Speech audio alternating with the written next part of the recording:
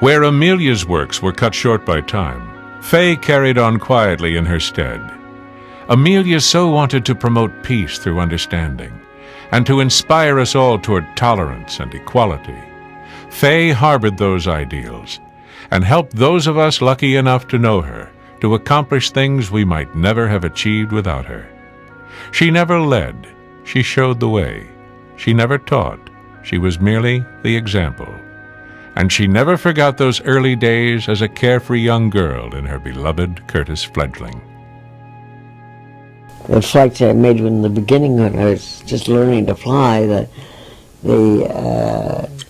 things you had to do to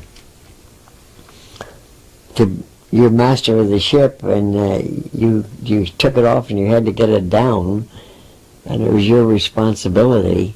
And each trip was an adventure, you know, and so I'd go out to the airport and fool around trying to wipe off the plane and get a little dirt on my coverall so I looked like I was working.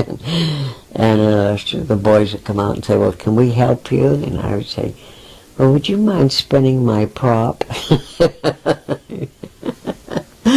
I could do that myself, but I mean, it was so much easier to get in there and let them do it for them, because they weren't doing anything, and just, you know, they were sitting around the airport waiting for another plane to go up, and then I'd go down the runway and take off and just play around, and or we had railroad maps in those days, so we just followed the railroad a while, and you couldn't get lost. You turn around, follow the railroad back, and then the landing.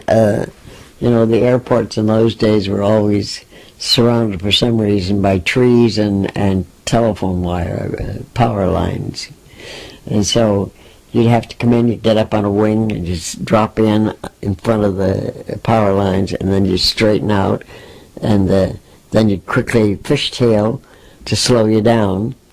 Not only to slow you down, but because you were sitting back here and your motor was up here and you couldn't see over the top, and so you had to see what was on the runway in front of you. So we would fishtail down the runway, and then if you were going too fast, you had to learn how to ground loop so you could come back, spin it around, and come back the other way, so you're still on the runway when you stop. And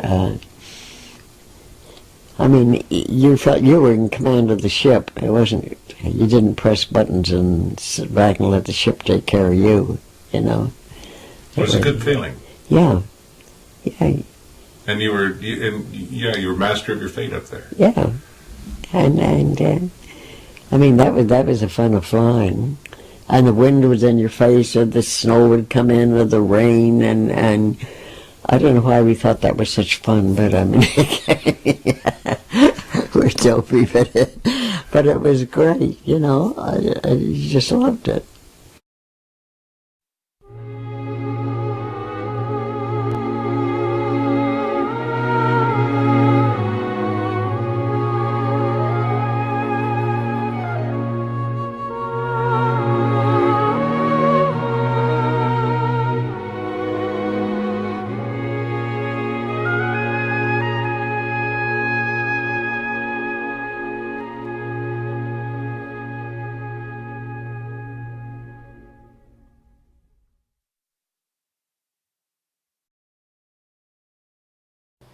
At 8 o'clock on the morning of June 21st, 2003, the last of Fay's ashes were scattered over her beloved forest near Lake Warnock outside of Atchison.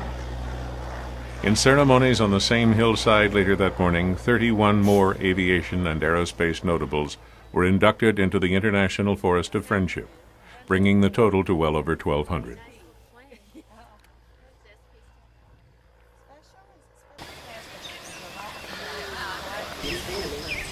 All right, guys, this is the hot run.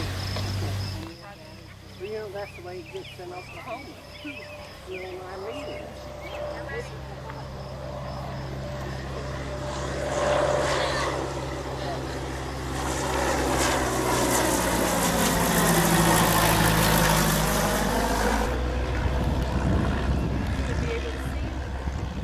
As the famous trees there continue to flourish, and the number of honorees continues to rise, both Faye's body and spirit will now continue to be a part of this very special place, just one of her many legacies.